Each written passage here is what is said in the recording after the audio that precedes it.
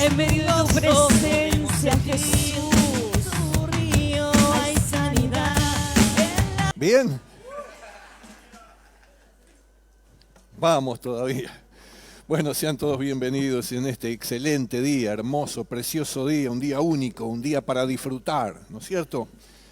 Bueno, a veces las experiencias, las situaciones de la vida no nos permiten hacerlo con toda plenitud y con toda felicidad, pero bueno, eso nunca debe caer dentro de lo que es permanente. Podemos tener algunas luchas circunstanciales, algunas pruebas y algunas dificultades, así es la vida. Pero con la ayuda de Dios podemos abrirnos paso en cualquiera de esas realidades y situaciones y seguir adelante. Y entonces sí, disfrutar de cada cosa. Y aún aprendiendo mucho a vivir la vida también de esas situaciones que se nos vienen encima, ¿verdad? Pero más allá de eso, yo quiero en esta mañana tener una palabra de oración para pedir a Dios que pueda estar bendiciendo la vida de aquellos que están pasando algún tiempo de enfermedad, de tristeza, de soledad, de no encontrar la salida a lo que estás necesitando, una salida, quizás que intervenga allí en tu casa o con hijos, con padres, con el cónyuge, bueno, cualquiera sea la necesidad o la situación, qué bueno que podamos recurrir a Dios, porque si lo hacemos siempre encontramos una respuesta, y es una respuesta oportuna, es la mejor respuesta que podríamos encontrar, y siempre es para nuestro bien. Así que le animo siempre a tener esta actitud y esta búsqueda, a buscar a Dios, y decirle, qué sé yo, ni sé quién es, ni cómo es, pero bueno, usted recurra a Él, de lo demás se va a encargar Él le va a hacer conocer su persona y cómo es Él también. Así que a toda la iglesia, por supuesto, animarnos siempre a buscar de todo corazón a Dios y presentar nuestra propia vida y entonces recibir ese confort, ese alivio, esa fortaleza, esa sanidad, esa libertad, ese poder que siempre obra a favor nuestro. Así que si usted está en alguna de estas circunstancias de la vida, en necesidad, en búsqueda de trabajo, lo que fuere, busca paz, bueno, esta oración va dirigida a Dios para que Dios obre en su vida, le sostenga y le bendiga. Señor, gracias en esta mañana te damos por este encuentro y gracias también por la posibilidad de poder dirigirnos a vos, Señor, sabiendo que tú escuchas siempre, que estás atento a nuestras oraciones, que no son solo expresiones al aire o al viento, sino por el contrario llegan hasta el mismo trono de tu gracia, hasta tu mismo corazón. Y por eso, Señor, en esa certeza, con esa confianza, pero también con toda humildad, Señor, venimos para pedirte que tengas a bien atender a cada necesidad que pudiera haber en cada persona que está aquí, o Señor, quizás alguno que está aquí tiene preocupación o carga por alguien que no está aquí. Señor, en todos los casos te pedimos que tu poder se esté manifestando, tu gracia, tu amor, tu misericordia, tu bondad, Señor, que tú te reveles a ti mismo en cada una de esas situaciones y en cada una de esas vidas, Señor, y llévalos de triunfo en Cristo Jesús. Señor, gracias porque diariamente vemos tu obrar a nuestro alrededor y aún en nuestras propias vidas, nuestras casas, familias, etcétera, en nuestra propia salud, Señor, para nuestro propio bienestar. Te damos gracias siempre por todo eso, Señor, pero que nadie crea que es por su propia sabiduría y su propio esfuerzo, sino, Señor, saber reconocer que todo proviene de ti y que haya siempre este espíritu de gratitud y de reconocimiento a ti. Por eso te damos toda la gloria y toda la honra, Señor. Sostené al que está caído, levantalo, ponelo en pie con toda fortaleza, con toda fuerza, con todo vigor. Levantá y saná al que está enfermo, Señor, al que está atribulado. Pone paz en el corazón de aquel que lo está buscando, que encuentra agitación en su mente, en su corazón, Señor. Todo lo que sea necesario está así llevándolo porque para vos no hay nada imposible. Alabado sea tu nombre, Señor, en el nombre precioso de Cristo Jesús. Amén. Amén. Gracias. Así el Señor alcance su vida también. Pero tengo más en esta excelente mañana de domingo. Queremos saludar a los que estén por primera vez o segunda vez entre nosotros. ¿Hay alguien en esta mañana que está por primera vez? Levante su mano, alce su mano. En todo caso, levántela en alto porque si no me tengo que poner los anteojos, no llego tan lejos. ¿Nadie? ¿Nadie por primera ni segunda vez?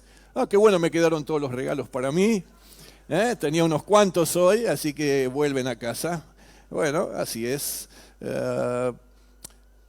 En esta mañana déjeme compartir una breve reflexión, como hacemos habitualmente, ¿verdad? Y buscar lo que la palabra de Dios tiene para enseñarnos y a nosotros como individuos, como personas, como discípulos del Señor y también como iglesia, ¿no es cierto? Nunca debemos perder esta idea, esta conciencia, esta convicción de que más allá de nosotros todavía hay muchos otros más, ¿verdad? Y que con todos ellos, aún nosotros mismos, usted mismo, usted misma, formamos parte de una comunidad. La Biblia le llama el pueblo, un pueblo de Dios, ¿no es cierto? Le llama también familia, le llama un edificio, otro, bueno, un rebaño, de múltiples maneras, un cuerpo, el cuerpo de Cristo, de múltiples formas. La Biblia alude a esto que somos entre todos. Por eso la palabra de Dios siempre nos trae alguna enseñanza. A veces es para todos, es como iglesia, pero aún así eso nos alcanza en lo personal porque formamos parte de ella, ¿verdad? Hay una experiencia que tuvo el Señor Jesús que nos trae, más allá del significado propio que tiene este acontecimiento que ahora vamos a leer y a recordar, trae también enseñanzas que no están así tan explícitas, pero que surgen del propio texto, así como lo vamos a estar viendo en esta mañana también, que tienen que ver con nosotros como individuos y con nosotros como iglesia también. Así que vamos a tratar de abrir nuestro corazón y nuestra mente para que Dios nos pueda estar hablando en esta mañana también.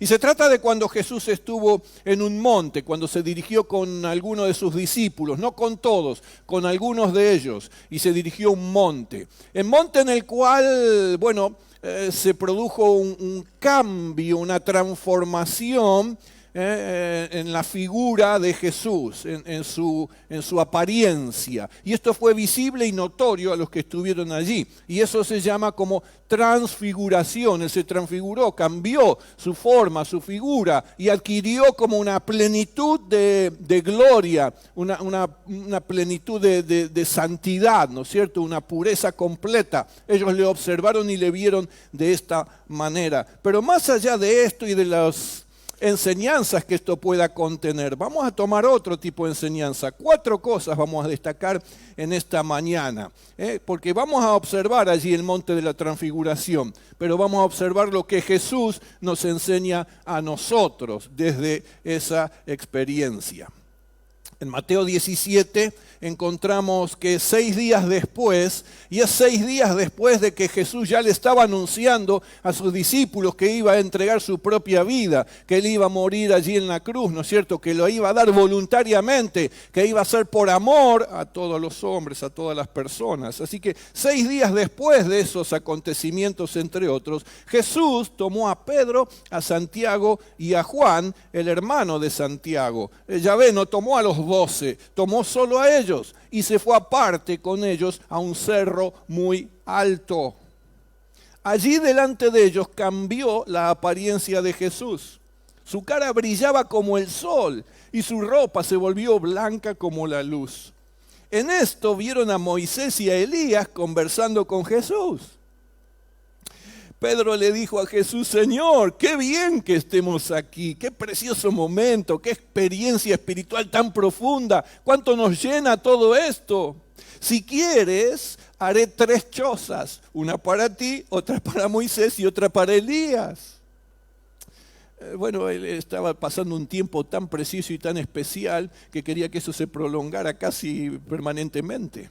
Como nos pasa a usted y a mí, ¿verdad? Cuando estamos en un tiempo de felicidad, de alegría, en una fiesta, en una celebración y queremos que eso perdure todo el tiempo. Ellos, pensaban quizás en esto. Mientras Pedro estaba hablando, una nube luminosa se posó sobre ellos y de la nube salió una voz que dijo: Este es mi Hijo amado a quien he elegido, escúchenlo, óiganlo a él. Otras versiones dicen: obedézcanlo a él, préstenle atención a lo que él tiene para decirles. Qué bueno eso, ¿no es cierto? Todas las personas debiéramos prestar atención a lo que Dios tiene para decirnos. Todas las personas, todos los seres humanos, mucho más aquellos que ya lo conocemos a él. todos aquellos que hemos puesto nuestra fe y nuestra confianza en Él. Mucho más, tenemos que estar muy atentos a lo que Dios tiene para decirnos. Debemos oírle y oírle con toda atención, con todo interés, con toda avidez. Al oír esto, los discípulos se postraron con la cara en tierra, llenos de miedo. Jesús se acercó a ellos, los tocó y les dijo: levántense, no tengan miedo. Bueno, algunas experiencias espirituales en nuestra vida nos pueden causar cierto temor, porque son desconocidas, porque son nuevas, porque no las entendemos muy bien. Quédese tranquilo, el Espíritu Santo de Dios va siempre a confirmar que esa experiencia es realmente de parte de Dios, que es una verdadera experiencia espiritual, que no se trata de otra cosa, para que usted tenga oportunidad de rechazarla en todo caso, ¿verdad? Pero acá Jesús le dijo: levántense, no tengan miedo, sigan disfrutando, sigan viviendo todo esto. Y cuando miraron, porque a veces habían postrado en humillación y en quebrantamiento, ya no vieron a nadie, sino a Jesús solo, es decir, ya no estaban ni Moisés ni Elías, ¿verdad? Mientras bajaban del cerro, Jesús les ordenó: no cuenten a nadie esta visión hasta que el Hijo del Hombre haya resucitado. Y cuando llegaron a donde estaba la gente, se acercó un hombre a Jesús y, arrodillándose delante de él, le dijo: Señor, ten compasión de mi hijo, porque le dan ataques y sufre terriblemente. Muchas veces cae en el fuego o en el agua. Aquí se lo traje a tus discípulos, pero no han podido sanarlo. Jesús contestó: oh, gente sin fe y perversa, ¿hasta cuándo tendré que estar con ustedes? ¿Hasta cuándo tendré que soportarlos? Traigan al muchacho acá. Entonces Jesús reprendió al demonio y lo hizo salir del muchacho, que quedó sano desde aquel momento. Bueno, aquí el monte de la transfiguración, un cerro alto, le llama la palabra de Dios, ¿no es cierto? Ese es el título de todo este texto, pero en realidad lo que quiere decir es que, como dice allí, Jesús tomó a estos 3 discípulos con él y subió a ese monte, ¿verdad? ¿A qué subió? Estaban haciendo escalamiento, alpinismo. ¿De qué se trataba? ¿Una excursión? ¿Iban a un mirador? De ninguna manera. Jesús estaba yendo allí porque Él estaba buscando la presencia del Padre. Él iba en busca de la presencia del Padre, a ese lugar alejado. Él se hizo el tiempo, la ocasión y la oportunidad para buscar la presencia del Padre, para tomar distancia de todas las necesidades y todos los requerimientos que Él tenía en su vida y en su ministerio. Tomar un tiempo, un espacio para encontrarse cara a cara con el Padre. Buscaba su rostro. Y esto es lo que nosotros debemos aprender como seguidores de Cristo, lo que debemos aprender todavía más como iglesia.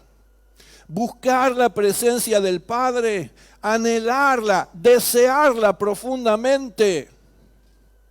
Y en este sentido debemos ser intencionales, como lo fue Jesús.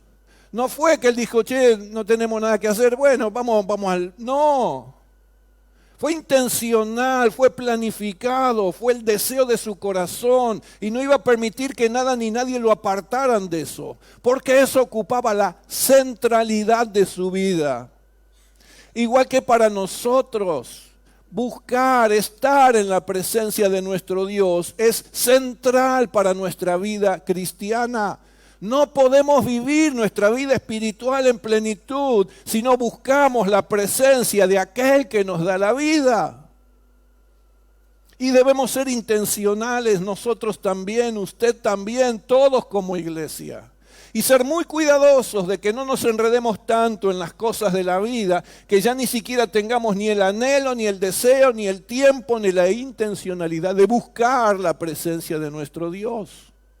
El propio Hijo de Dios lo estuvo haciendo. ¿Y cómo no lo íbamos a hacer nosotros?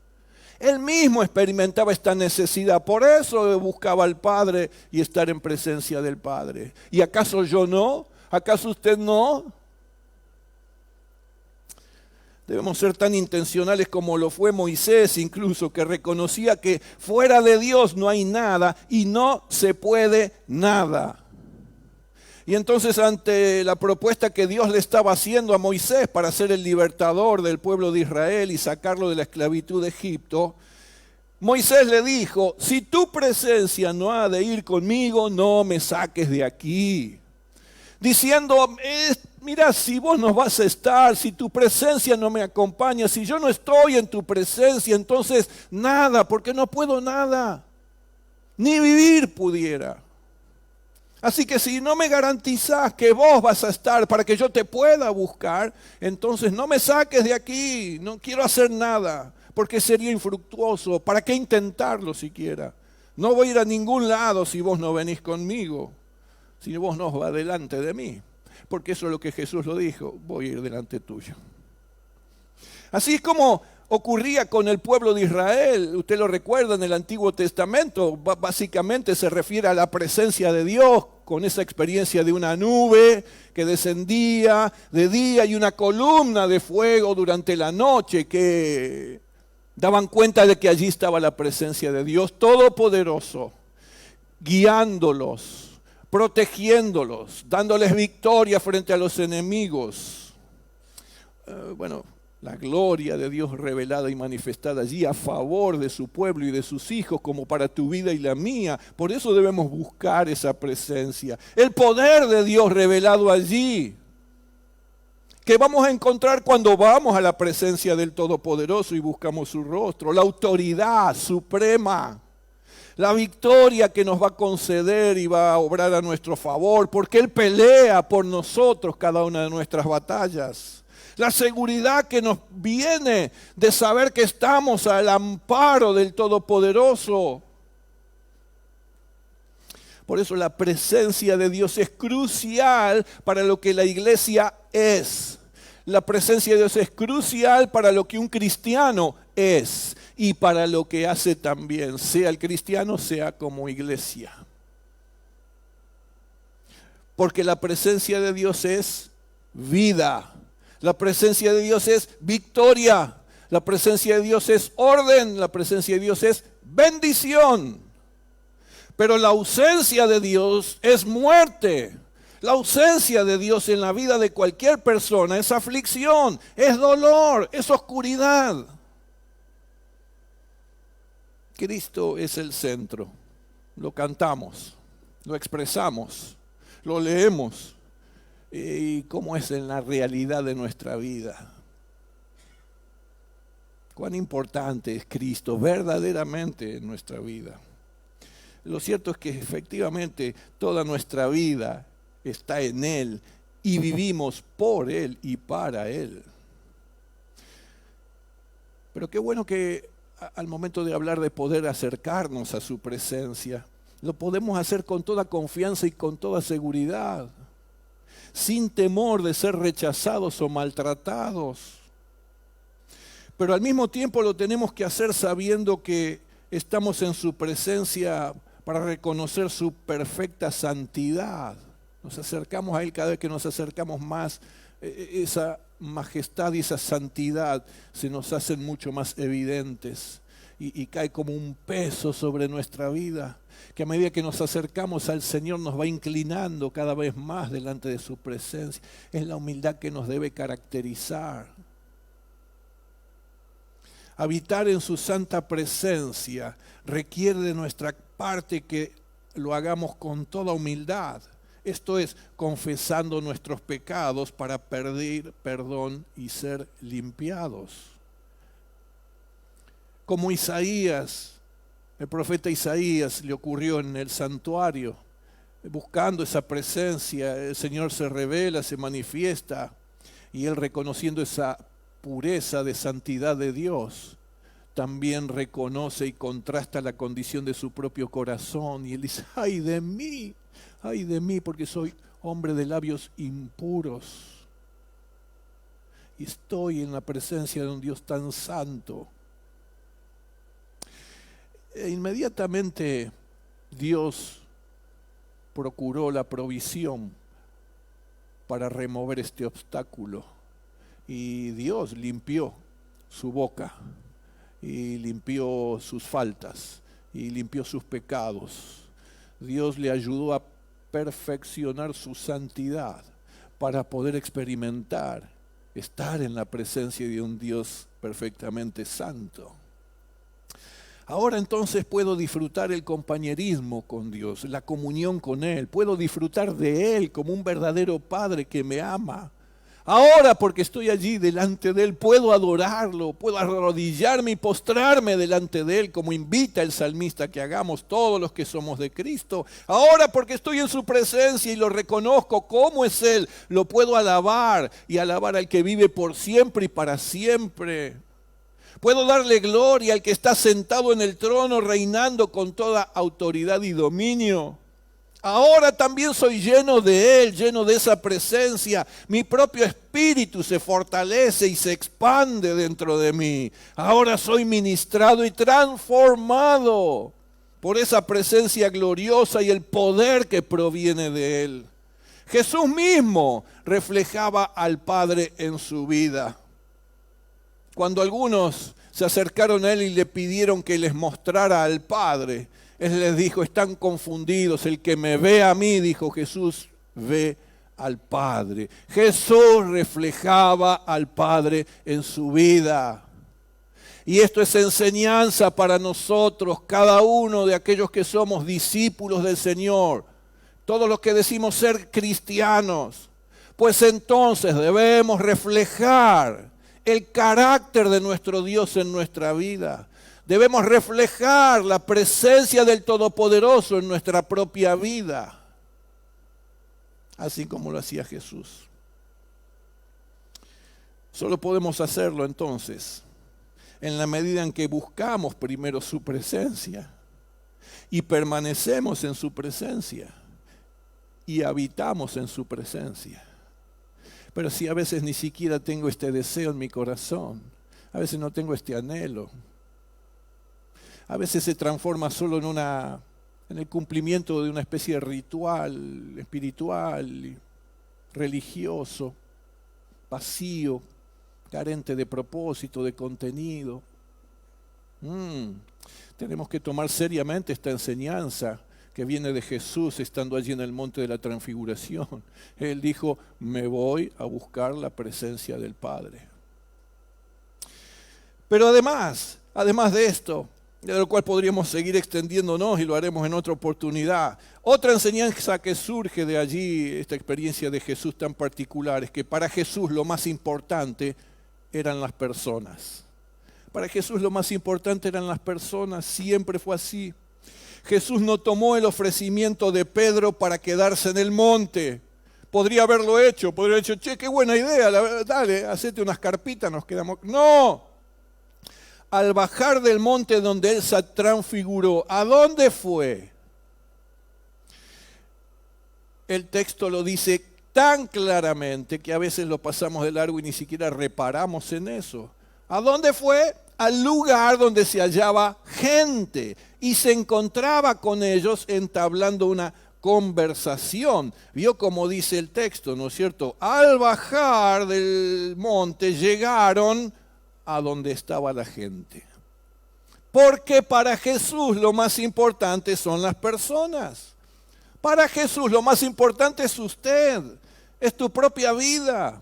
Es lo que sos, no lo que podés hacer para Él. Todo lo demás es secundario absolutamente.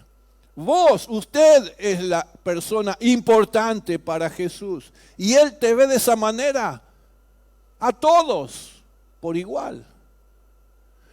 Pero lo cierto es que muchas veces no reconocen en sí mismos esa importancia, ese valor, esa propia dignidad. Personas que han sido lastimadas, heridas, dañadas, que tuvieron que aprender otra cosa. Y entonces se ven siempre con poco valor, de poca importancia. ¿A quién le puedo interesar esto? ¿Quién se va a ocupar de mí? No le importo a nadie. No. Usted va a tener que, con la ayuda de Dios en todo caso, despojarse de ese tipo de pensamientos, enseñanzas, y sobre todo vivir de esa manera, para ahora hacer surgir lo otro, que es lo verdadero. Esto es una mentira, esto fue parte de lo que otros te hicieron creer. Pero ahora escucha a Dios, escúchenlo a Él, decía aquella voz que vino, escúchenlo a Él. Y Jesús te está diciendo en esta mañana también, vos sos importante, yo te aprecio, tenés valor. yo te reconozco porque yo te hice, yo te di la vida y te hice así como sos y estoy feliz con eso. Para que usted comience a despojarse de aquello, a sacarlo, a arrancarlo de su vida y de su corazón y comience a vivir en la dignidad con que Cristo le ha creado, que tiene usted como cualquier otro ser humano.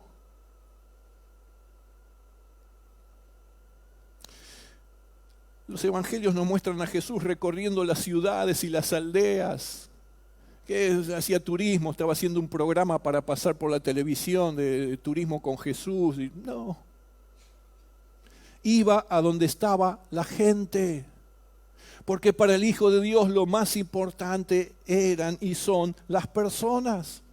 Su misión, dejar el cielo, la gloria y venir aquí a la tierra tenía que ver con personas, con gente a las cuales Él apreció y aprecia, a las cuales Él valorizó, que consideraba importantes, por eso dejó todo lo que había que dejar para venir acá, a donde estábamos nosotros, personas. Con el apóstol Pablo también ocurría lo mismo, que junto con Bernabé y otros salieron de Antioquía, de la iglesia de Antioquía, hacia ciudades y lugares, buscando allí personas. Buscaban allí en esas ciudades los lugares donde se reunían las personas, donde se concentraba la gente. Iban allí, ¿para qué? Para contactarse y entablar una relación con las personas. Como nos dice el libro de los Hechos que ocurría con los primeros cristianos. Iban, dice, todos los días por las casas. Todos los días por las casas. Qué pesado, otra vez me toca el timbrete. No, vaya la semana siguiente. Todos los días por las casas, ¿para qué? Para relacionarse y hablar con la gente. Para la iglesia hoy, toda iglesia, nosotros también, debe ser igual. Y esto otra vez no fue una casualidad o un accidente, algo librado hacia, bueno, qué sé yo, si pasa, pasa en la vida de Jesús o el ministerio de Jesús. Tampoco debe ser así para la iglesia, esto debe ser intencional, y esta va a ser una palabra que vas a escuchar varias veces. Intencional, debo tener toda la actitud para hacerlo. Nosotros nos debemos relacionar con la gente porque ellos son importantes. Si son importantes para nuestro Dios, también deben ser importantes para cada uno de nosotros que somos de Dios. Recuerde, reflejamos el carácter de Cristo delante de los demás. Debemos mostrar en nuestra vida que a nuestro Dios le importa la vida del otro. Por lo cual debemos estar relacionándonos con la mayor cantidad de personas posibles, no solo dentro del cuerpo de Cristo. Ok, Jesús estaba relacionado con Pedro, con Juan, con los que fueron ahí, con los discípulos. Sí, pero como usted ve, estamos hablando de que Él buscó intencionalmente abrir su círculo, no era exclusivo e iba siempre en busca de otros, para que ellos mismos aprendieran cómo debían conducirse en su discipulado y en su seguimiento a Él. Ustedes deben hacer lo mismo. Si ustedes son mis discípulos, hagan lo que yo hago. ¿Qué hace Jesús? Voy a buscar a la gente para relacionarme con ellos, conocer más, abrir mi corazón delante de ellos. Bueno, cuidado. Cuidado, otra vez las cosas de este mundo, las ocupaciones, nos sacan del foco. Y entonces ya no nos relacionamos con la gente en general. Bueno, acá la pasamos bien, está todo lindo, o más o menos, a veces. Y los demás, y qué sé yo, no estamos haciendo bien si así estamos haciendo. En tercer lugar, lo que este texto también nos enseña es que Jesús traía un propósito para la gente. Él dejó los cielos y las glorias para venir a buscar y salvar lo que estaba perdido, a los desamparados, a los abatidos, a los que estaban condenados eternamente al sufrimiento, a los atrapados en cadenas de maldad, de aflicción. Él traía un propósito, dejó el cielo y vino aquí para relacionarse con la gente, pero no para pasar un lindo tiempo, che, qué piola este Jesús. No, traía un propósito que tenía que ver con esto, rescatarlos. Ellos podrían darse cuenta o no, como la gente de este tiempo, de que está en un pozo oscuro, espiritualmente hablando, y que en todo caso solo Jesús podría sacarlos de ese pozo y traerlos a la vida. El propósito era siempre guiarlos y relacionarlos con el Padre. Vino a ofrecerles perdón de pecados y vida eterna. Él vino a mostrar el camino al Padre. Él mismo, su propia vida, su sacrificio. La iglesia, nosotros, tenemos el mismo propósito que el Señor. Debemos buscar a la gente y relacionarnos con ellos no como un fin en sí mismo, sino solo con el propósito de que escuchen las buenas nuevas del Evangelio, que escuchen acerca del Salvador y de la salvación que le ofrece a cada una de esas personas. No nos vamos a relacionar con ellos para entretenerlos por un rato, hacerles pasar unos días de felicidad y nada más, ni para juzgarlos. No estamos para condenarlos ni para rechazarlos. Estamos para amarlos, así como los ama nuestro Dios, así como nos ama nuestro Dios, así como siempre te amó Dios. Estamos ahora para amarlos a ellos también. Y si les amamos, debemos compartirle estas nuevas de esperanza y de vida eterna en Cristo. ¿Cómo callarme? Estoy amando a alguien, digo amar a alguien y me callo lo más importante que tengo para ofrecerles y hacerles saber. Eso no es amor. No tengo tiempo. Estamos como Jesús para abrir sus ojos espirituales y librarlos de la ceguera que padecen. Estamos para que puedan abandonar la potestad de Satanás en la que viven y ser libres, como le ocurrió a ese joven que llevaron a Jesús cuando bajó de aquel monte. Estamos para que dejen atrás las tinieblas y la oscuridad y vengan al reino eterno de Dios. Como hemos visto ya, para el apóstol Pablo lo más importante eran las personas. ¿Y sabe qué? Dios lo envió ¿a dónde? A los gentiles. ¿A quiénes? A la gente que no conocía a Cristo. Y lo envió con un propósito. Se relacionara, los buscara, los encontrara y cumpliera el propósito. Y él lo describe de esta manera. En Hechos 26, 18, dice que Dios le hizo saber y escuchar a Pablo: te mando a ellos. ¿A quién? A los que no conocen a Cristo, los que viven en condenación, en oscuridad, los que sufren, a los abatidos. Te mando a ellos para que les abras los ojos y no caminen más en la oscuridad, sino en la luz, para que no sigan bajo el poder de Satanás, que está destruyendo vidas, matrimonios, casas, sino que sigan a Dios y para que crean en mí, decía Dios, y reciban así el perdón de los pecados y una herencia en el pueblo santo de Dios. La iglesia debe ser intencional en este sentido y dar cumplimiento a este propósito en relación con las personas a quienes debemos buscar y con quienes nos debemos relacionar. Otra vez, ¿y con cuántos me estoy relacionando?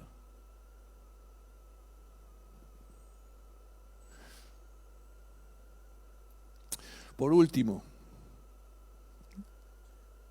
otra enseñanza que surge de esta experiencia de Jesús transfigurado y en el cerro, en el monte y después bajar, es que Jesús siempre revelaba el poder del Espíritu en su vida y en su ministerio.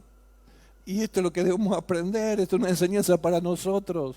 Además de esto ya tan suficiente que hemos hablado hasta aquí, esto por supuesto que también está incluido. En el texto vemos que por el poder del Espíritu y la autoridad del Padre en Jesús, hasta los demonios le obedecen y salen de aquellos a quienes atormentaban. Señor, te traje este muchacho, mi muchacho, mirá cómo está atormentado por los demonios, mirá, lo echan en el fuego o en el agua. Es terrible el sufrimiento que no solo tiene él, toda la familia. Y Jesús ordenó al espíritu inmundo salir de él y salió. Obviamente que sí, él tiene toda autoridad. Eso revelaba el poder del Espíritu en su propia vida. Los evangelios dan cuenta que desde el mismo momento en que Jesús inició su ministerio, Jesús fue investido con poder del cielo. Al momento de su bautismo, vino el Espíritu Santo como paloma en forma de paloma y se posó sobre él. Y así entonces él lo reconoció y lo afirmó delante de otras personas, que el Espíritu lo había ungido para predicar el Evangelio a los pobres, me ha enviado para sanar a los quebrantados de corazón, para pregonar a los cautivos libertad y a los ciegos vista, para poner en libertad a los quebrantados de corazón. ¡Wow! El Hijo de Dios dijo, el Espíritu Santo está sobre mí y me ha ungido. Y cada uno de los que somos de Cristo, el Espíritu Santo ha venido sobre tu vida y te ha ungido. Estás ungido por la presencia de Dios, estás ungido por el poder del Espíritu Santo. ¿Para qué? Para hacer lo mismo que hacía Jesús, ministrar a la gente en necesidad, a la gente en oscuridad, a la gente que está atrapada, encadenada y atormentada por espíritus inmundos. Es con ese propósito que también el Espíritu Santo mora en nuestra vida. Los primeros cristianos tenían la misma unción, tanto en sus vidas como sus ministerios. La gente eran acompañados por señales poderosas del Espíritu. Y leemos el libro de los Hechos y encontramos que había liberación, había sanidad, había milagros, había maravillas. La gente se convertía. Esto también es una expresión del poder del Espíritu Santo, ¿verdad? El apóstol Pablo y aquellos que lo acompañaban en sus viajes misioneros estaban investidos y ungidos con el mismo poder. Y así, con esa unción, confrontaban a los poderes de las tinieblas que se oponían a su ministerio. Y también por eso veían milagros como soltarse las cadenas en el calabozo en el cual los habían colocado y abrirse las puertas de la cárcel para recuperar la libertad. Todo lo que la iglesia es y todo lo que la iglesia hace debe ser y hacerse en el poder del Espíritu Santo. Así como lo declaraba el profeta Zacarías al pueblo de Israel. No vencerás con ejército, ni usando tu fuerza, sino solo con mi espíritu, dice el Señor Todopoderoso. ¿Cómo vamos a vencer? Solo con el Espíritu Santo de Dios, con el cual estamos ungidos además. ¿Cómo vamos a tener victoria? ¿Con nuestras propias fuerzas? No, solo con el poder del Espíritu Santo de Dios. Y cada cristiano, usted tiene la misma unción que Jesús, fíjese, pero la tiene también con el mismo propósito que la había tenido Jesús. Ir. ¿A dónde? ¿A dónde está la gente? ¿Acaso no hay gente donde usted trabaja? ¿No hay gente allí en su barrio, vecinos? ¿No hay gente en la escuela, en la universidad? ¿No hay gente en la parada del colectivo, en el tren, arriba del colectivo? ¿No hay gente en los comercios donde usted va y compra, hace sus compras, sus cosas? ¿No hay gente en las calles caminando? ¿No hay gente? Y el propósito siempre será declarar la soberanía, declarar la majestad, el dominio, la gloria, el poder y el reinado supremo y eterno de Dios. Bueno, si esta tarde, mañana, la semana siguiente usted vuelve a leer este texto, hágalo también desde esta perspectiva. ¿Y para qué subió Jesús? Bueno, pregúnteselo. ¿Qué hizo allí? ¿Con quién se encontró en realidad? ¿Y se quedó allí? ¿Y cuando bajó qué hizo? Pregúnteselo. ¿Y cómo lo hizo? Pregúnteselo. ¿Y por qué lo hizo? Bueno, vea cuál era la motivación de su corazón. Esta persona es importante. Usted. Nosotros podríamos haber sido aquel muchacho que presentaron a Jesús. Usted podría haber sido ese ciego que otros ayudaron a ir a Jesús y donde Él obró con esta misma unción y este mismo poder para que recobrara la vista. Usted podría haber sido aquella mujer que buscó a Jesús entre la multitud para aunque sea tocar su manto y ser sanada de su enfermedad. Efectivamente lo logró. Usted podría haber sido aquella otra mujer que Dios había expulsado 7 demonios de su propia vida, pero ahora estaba siguiendo a Jesús y glorificando su nombre, haciéndolo conocer a muchos otros también. Usted podría haber sido aquellos que estaban tristes, enlutados, débiles, apesadumbrados, en aflicción, en dolor, en oscuridad, y siempre encontraron ese Jesús. Siempre encontraron que en el corazón de Jesús ellos mismos estaban allí, en un lugar bien especial también. Y que Jesús siempre se interesó en ellos. Los trató como a personas importantes, no solo que Él lo declaraba, Él lo expresaba en su propia vida, en sus gestos. Él buscaba relacionarse con la gente, verlos cara a cara, poder ver si había lágrimas, poder darles un abrazo, poder tener un gesto de afirmación, de ánimo, una palabra oportuna, para poder hacer algo en su vida para que pueda estar mucho mejor y mucho más. Si ponían su fe y su confianza en el Padre, porque eso significaba entonces la victoria completa y definitiva y eterna. Bueno, tenemos que tener cuidado como cristianos y como iglesia, de que no caigamos en ninguna distracción, ninguna trampa del enemigo, que ninguna cosa nos haga perder el foco de estas 4 que hoy vimos, sumamente importantes para nuestra vida personal y para nuestra vida como congregación. Repáselas en su casa y que el Señor añada bendición a lo que ya hizo en esta mañana en nosotros. Señor, gracias por hablarnos también. Ayúdanos a poder reflexionar profundamente en lo que nos has compartido y a poder tomar decisiones para ajustar nuestra vida en aquellos aspectos que fuera necesario. Pero aún así, Señor, quizás en esta mañana, como ya hemos orado, hay algunos que no encuentran rumbo, dirección, que se encuentran perdidos, que están desanimados. Señor, te pedimos una vez más que en el nombre de Cristo Jesús y por sus méritos, Señor, tengas a bien bendecir esas vidas, que puedan verte a ti, que puedan escucharte a ti, porque tú eres la respuesta a su necesidad y a su vida. Señor, gracias porque siempre nos consideraste importante y siempre nos tratás de esa manera con todo respeto, gracia, misericordia y mucho amor también. Y aunque te seguimos rechazando a veces y dándote la espalda, vos seguís insistiendo con ese mismo amor, esa misma paciencia y esa misma gracia. Te bendecimos, Señor, te exaltamos. No hay nadie como tú, Señor. No hay nadie como tú, Señor. Ni lo habrá. No hay nadie como tú, Señor. Gracias por ser como eres. Gracias por ser Dios. Gracias por ser nuestro Dios, nuestro Señor, nuestro Salvador. A ti toda la gloria. En Cristo Jesús. Amén. Amén, amén. Disfrute de una excelente tarde de domingo, un mediodía todavía también. Disfrútelo, piense, busque su presencia. Dígale, Señor, quiero verte, quiero reconocerte, quiero que me muestres, que te muestres a mi vida. Haga ese ejercicio, no es nada espiritualoide, es algo genuino y real. Y Dios lo va a hacer, le va a responder si es que tiene este verdadero deseo. Y de allí en más siga disfrutando de crecer, habitar en esa presencia y buscarle cada día más. Sean todos muy bendecidos.